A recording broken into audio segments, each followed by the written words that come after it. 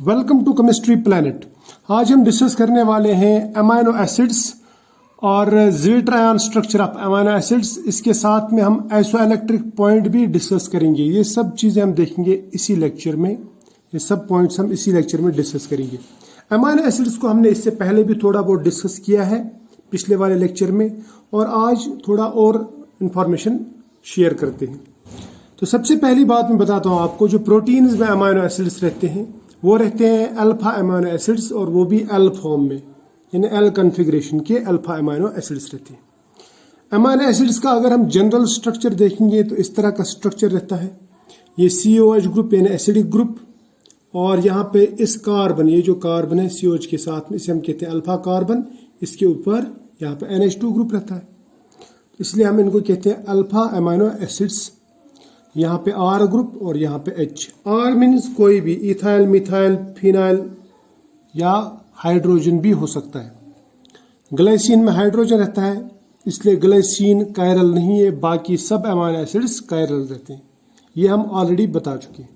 ठीक है, कायरल मतलब वो कार्बन जिसके ऊपर 4 डिफरेंट ग्रुप्स हो। अब अमाइनो एसिड्स का अगर ये वाला स्ट्रक्चर देखेंगे तो ये आपको बिल्कुल न्यूट्रल स्ट्रक्चर दिखेगा, इस पे कोई चार्ज नहीं है। लेकिन जब हम फिजिकल प्रॉपर्टीज की बात करते हैं अमाइनो एसिड्स की, तो आपको amino acids colourless crystalline solids दिखेंगे, यानी आपको वाइट कलर दिखेंगे, वो white colour crystalline solids amino acids. और अमाइनो एसिड्स वाटर सॉल्युबल रहते हैं, जनरली वाटर सॉल्युबल रहते हैं most of the amino acids, और मेल्टिंग पॉइंट भी इनका हाई रहता है। अब ये जो प्रॉपर्टीज है कलरलेस, क्रिस्टलाइन और soluble in water, high melting point, तो ये हमें दिखाता है कि अमाइनो एसिड्स इस फॉर्म में नहीं रहते, बल्कि ये सॉल्ट लाइक रहते हैं, यानी इनमें सॉल्ट लाइक स्ट्रक्चर होना चाहिए। इसीलिए ये crystalline, colourless, solid, soluble in water, high melting point रहते हैं। ठीक है, अगर हम अमाइनो एसिड को गौर से देखेंगे तो इसमें एसिडिक ग्रुप भी है और यहाँ पे बेसिक ग्रुप भी है, जिसे यहाँ पे मैं दिखाता हूँ आपको। ये बेसिक ग्रुप पे है, इसके ऊपर लोन पेयर है, तो मैं बोलूँगा ये लेविस बेस है। और यहाँ पे COH, यहाँ पे इसके पास में एसिडिक ग्रुप है, ये प्रोटॉन डोनेट कर सकता है, तो मैं बोलूँगा कि ये ब्रोंस्टेड एसिड भी है। ठीक, अगर ओवरऑल देखेंगे तो ये हमें न्यूट्रल लगना चाहिए, न्यूट्रल होना चाहिए। लेकिन एक ही मॉलिक्यूल में एसिड ग्रुप भी है, बेसिक ग्रुप भी है, तो यहाँ पे एसिड बेस रिएक्शन भी हो सकता है। ये प्रोटॉन यहाँ से ट्रांसफर होके यहाँ जा सकता है, और यहाँ पे ऐसा स्ट्रक्चर बन सकता है। स्ट्रक्चर क्या बनेगा? COOH के बदले में CO नेगेटिव, और NH2 न्यूट्रल के बदले में NH3 पॉजिटिव। तो इसका मतलब यहाँ पे जो स्ट्रक्चर बन गया, ये डायपोलर स्ट्रक्चर बन गया, और डायपोलर स्ट्रक्चर को हम कहते हैं ज़्विटर आयन। तो अमाइनो एसिड्स एक्चुअली इस फॉर्म में रहते हैं, दैट इज वाई इनका मेल्टिंग पॉइंट हाई रहता है, सॉल्ट लाइक बिहेवियर रहता है, सॉल्युबल इन वाटर, सॉलिड्स रहते हैं, और क्रिस्टलाइन रहते हैं, और कलरलेस रहते हैं। ये इसीलिए रहते हैं क्योंकि ये डायपोलर है, ये ज़्विटर आयन, यानी यहाँ पे डायपोलर को हम जर्मन लैंग्वेज में ज़्विटर आयन कहते हैं। यहाँ पे 2 पोल्स है, नेगेटिव पोल और पॉजिटिव पोल। या मैं इसको बोल सकता हूँ कि इसमें नेगेटिव आयन और पॉजिटिव आयन एक ही मॉलिक्यूल में है, तो मैं इसको बोल सकता हूँ कि ये इंटरनल सॉल्ट है। So it is internal salt, और सॉल्ट्स का मेल्टिंग पॉइंट हाई रहता है, और वो जो मैंने आपको फिजिकल प्रॉपर्टीज बताई वो सॉल्ट्स में पाई जाती है, यानी रहती है। अब अगर हम एक सोल्यूशन देखेंगे, एसिडिक सोल्यूशन लेंगे, या एसिडिक मीडियम में अगर मैं कोई अमाइनो एसिड डालता हूं तो क्या होगा? देखो, एसिडिक मीडियम में ये CO नेगेटिव प्रोटॉन एक्सेप्ट करेगा, और ये बनेगा COOH, और ये तो पॉजिटिव है ही, ये पॉजिटिव को एक्सेप्ट नहीं करेगा। इसका मतलब एसिडिक मीडियम में अमाइनो एसिड्स प्रोटॉन एक्सेप्ट करके सिर्फ पॉजिटिव आयन बनाते हैं, पॉजिटिव आयन, यानी यहाँ का जो नेगेटिव चार्ज है वो न्यूट्रलाइज हो जाता है एसिडिक मीडियम में। बेसिक मीडियम में उल्टा हो जाएगा।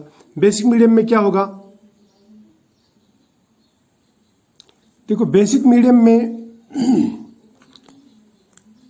अगर हम बेसिक मीडियम में इसको डालेंगे तो यहाँ पे जो ये वाला है NH3 पॉजिटिव, यहाँ से H पॉजिटिव निकलेगा, और OH नेगेटिव, यानी OH नेगेटिव के साथ में H पॉजिटिव निकलेगा, ये बनाएगा वाटर, यानी H2O, और पीछे रह जाएगा RCHCOO नेगेटिव, ये बन जाएगा NH2 न्यूट्रल।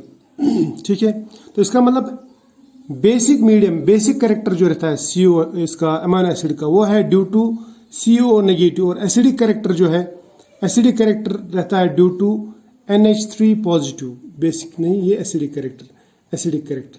तो ये हमेशा याद रखना, अमीनो एसिड का जो एसिडिक कैरेक्टर है वो रहता है ड्यू टू NH3 पॉजिटिव, क्योंकि वो ज़ेड आयन फॉर्म में रहता है, और उसका जो बेसिक कैरेक्टर रहता है वो रहता है due to CO negative. Clear? और ये भी मैंने आपको बताया कि एसिडिक मीडियम में आपका जो आयन है वो पॉजिटिव बन जाएगा, वहां पे सिर्फ पॉजिटिव चार्ज रहेगा, और बेसिक मीडियम में वहां पे सिर्फ नेगेटिव चार्ज रहेगा। ठीक है, आप अमीनो एसिड्स को ऐसे भी बना सकते हैं। ठीक, अब अमीनो एसिड का हमने ये देखा कि ये ज़्विटर आयन फॉर्म में रहते हैं। ज़्विटर आयन फॉर्म यानी जिसमें पॉजिटिव चार्ज भी है, नेगेटिव चार्ज भी है, और बराबर बराबर चार्ज है। तो हम एक्सपेक्ट करेंगे कि ये ज़्विटर आयन न्यूट्रल होगा, neutral. We expect that zwitter ions are neutral. लेकिन जब हम एक अमीनो एसिड को पानी में डालते हैं, पानी में एक न्यूट्रल अमीनो एसिड को या ज़्विटर आयन को पानी में डालते हैं, तो वो स्लाइटली एसिडिक हो जाता है। स्लाइटली एसिडिक क्यों होता है? क्योंकि ये जो NH3 पॉजिटिव है, इसका एसिडिक कैरेक्टर ज्यादा है as compare to the basic character of CO negative. यानी CO नेगेटिव जो है ना, वो वीक बेस है as compare to NH3 positive acidic character. यानी NH3 पॉजिटिव ज्यादा स्ट्रॉन्ग एसिड है, जबकि CO नेगेटिव ये बेस है, लेकिन उतना स्ट्रॉन्ग बेस नहीं है कि ये इसकी बराबरी कर सके, यानी ये इससे कम बेसिक है। क्लियर? इसीलिए यहाँ पे एसिडिक कैरेक्टर ज्यादा होता है और बेसिक कैरेक्टर कम। हालांकि अमीनो एसिड ज़्विटर आयन फॉर्म में है, इसमें जितने पॉजिटिव चार्जेस हैं उतने ही नेगेटिव चार्जेस भी हैं। क्लियर? लेकिन फिर भी वाटर में अमीनो एसिड का एसिडिक कैरेक्टर ज्यादा होगा as compare to basic character, water यानी न्यूट्रल मीडियम में। अब एसिडिक मीडियम में और बेसिक मीडियम में मैंने आपको थोड़ा बहुत बताया, तो और थोड़ा बताता हूं कि इसका बिहेवियर कैसा होगा। देखो, अगर हम किसी भी अमीनो एसिड को डिसॉल्व करेंगे, यानी उसका सोल्यूशन बनाएंगे, और उस सोल्यूशन को हम इलेक्ट्रिक फील्ड के अंदर रखेंगे, अंडर इलेक्ट्रिक फील्ड, तो वहां पे आयन्स किस तरफ मूव होंगे? वो दाएं की तरफ मूव होंगे कि बाएं की तरफ? यानी कैथोड की तरफ मूव होंगे कि एनोड की तरफ? यानी अमीनो एसिड्स किधर जाएंगे? अमीनो एसिड्स का इलेक्ट्रिक फील्ड में जो माइग्रेशन है, मूव होना, वो डिपेंड करता है कि मीडियम कैसा है, नेचर ऑफ मीडियम, या मैं बोलूंगा मीडियम का pH कैसा है, pH कैसा है। फॉर एग्जाम्पल, अगर मैंने कोई अमीनो एसिड लिया तो वो ऐसे ज़्विटर आयन फॉर्म में होगा, मैंने शॉर्टकट में ऐसे लिख दिया है ज़्विटर आयन फॉर्म में। अगर मैंने इसको एसिडिक मीडियम में डाल दिया, एसिडिक मीडियम में नेगेटिव चार्ज न्यूट्रलाइज हो जाएगा, तो वहां पे वो पॉजिटिव चार्ज रह जाएगा। अगर मैंने इसको बेसिक मीडियम में डाल दिया, बेसिक मीडियम में पॉजिटिव चार्ज खत्म होगा और सिर्फ नेगेटिव चार्ज रहेगा। अगर अमीनो एसिड सिर्फ नेगेटिव रहा तो वो मूव होगा टुवर्ड्स एनोड, क्योंकि एनायन रह गया अब, और ये वाला इधर सिर्फ कैटायन रह गया, ये माइग्रेट होगा टुवर्ड्स कैथोड। ठीक है, तो इसका मतलब अगर pH कम हुआ तो अमीनो एसिड्स मूव होते हैं टुवर्ड्स कैथोड। अगर pH ज्यादा हुआ, यानी बेसिक कैरेक्टर ज्यादा हुआ, तो अमीनो एसिड्स मूव होते हैं टुवर्ड्स एनोड। और अगर न्यूट्रल रहा, यानी pH कुछ ऐसा रहा कि इसमें पॉजिटिव चार्ज जितना है उतना ही नेगेटिव चार्ज, तो फिर अमीनो एसिड ना कैथोड की तरफ जाएगा और ना ही एनोड की तरफ जाएगा। ठीक है, तो फिर मैं ऐसा कह सकता हूं कि किसी pH पे ये कैटायनिक बन सकता है ज्यादा, यानी इसमें पॉजिटिव कैरेक्टर ज्यादा आ सकता है अमीनो एसिड में, और किसी pH पे इसमें सिर्फ नेगेटिव कैरेक्टर ज्यादा आ सकता है। और कोई pH ऐसा भी हो सकता है कि जहां पे जो अमीनो एसिड है इसका डायपोल बिल्कुल न्यूट्रल आयन बन जाए, न्यूट्रल, यानी जितने पॉजिटिव चार्जेस होंगे वहां पे उतने ही नेगेटिव चार्जेस। और अगर ये न्यूट्रल हो गया, न्यूट्रल यानी जितना पॉजिटिव उतना नेगेटिव, यानी पॉजिटिव नेगेटिव दोनों चार्जेस हैं, तो फिर ये माइग्रेट नहीं होगा, ना तो ये कैथोड की तरफ माइग्रेट होगा और ना ही एनोड की तरफ, क्योंकि कैथोड भी इसको अट्रैक्ट करेगा और एनोड भी। ठीक है, यानी इसका मतलब ये हुआ कि जब ये एसिडिक कैरेक्टर बेसिक स्ट्रेंथ, यानी एसिडिक स्ट्रेंथ बेसिक स्ट्रेंथ के बराबर होगी, तो उस pH पे ये जो अमाइनो एसिड्स हैं ये मूव नहीं होती, ये माइग्रेट नहीं करती।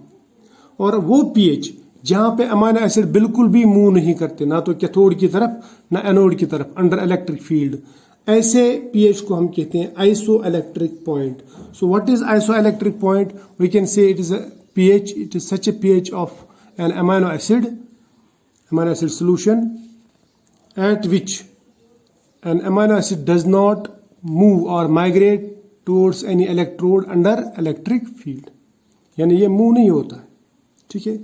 और हर एक अमाइनो एसिड का एक पर्टिकुलर पीएच होता है जिस पीएच पे वो बिल्कुल न्यूट्रलाइज हो जाता है और किसी भी इलेक्ट्रोड की तरफ माइग्रेट नहीं करता।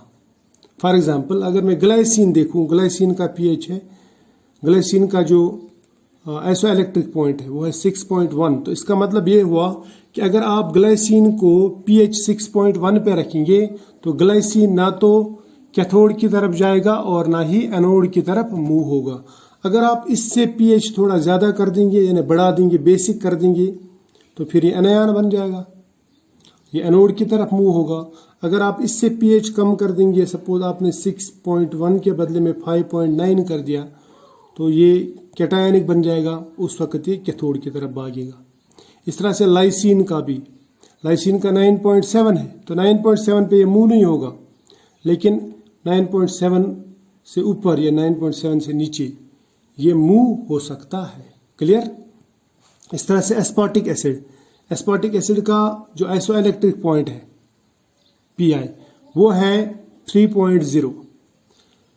सो हम इतना कह सकते हैं कि आइसोइलेक्ट्रिक पॉइंट वो पीएच है किसी भी अमाइनो एसिड का जिस पीएच पे वो अमाइनो एसिड किसी भी इलेक्ट्रोड की तरफ मूव नहीं होता, चाहे वो कैथोड हो या एनोड हो। लेकिन आइसोइलेक्ट्रिक पॉइंट को छोड़ के अगर कोई दूसरे पीएच पे होगा ये, तो ये माइग्रेट कर सकता है। अब एसिडिक अमाइनो एसिड्स जो रहते हैं इनका जो पीआई रहता है यानी आइसोइलेक्ट्रिक पॉइंट, वो जनरली रहता है फ्रॉम pH 3.2 टू 3.5, जबकि बेसिक अमाइनो एसिड्स का जो आइसोइलेक्ट्रिक पॉइंट रहता है वो रहता है जनरली फ्रॉम 7.6 टू 10.8। और जो न्यूट्रल अमाइनो एसिड्स हैं इनका पीआई यानी आइसोइलेक्ट्रिक पॉइंट रहता है फ्रॉम pH 5.5 टू 6.3।